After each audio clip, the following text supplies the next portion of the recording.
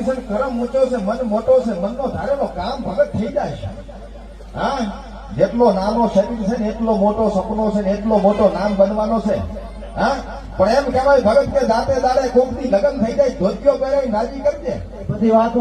હા, અને લગ્ન તારો થઈ જાય છે, તારા હાથે એક નાનકડી લાડી ગોતી છે ને હો. ચિંતા કરતો ની મજા મજા થઈ જાય, લીલો લેર થઈ જાય, પછી હેકાશું વધી જાય, મન ના કહેતો. હા, બાકી ભણવાનો રાખજે.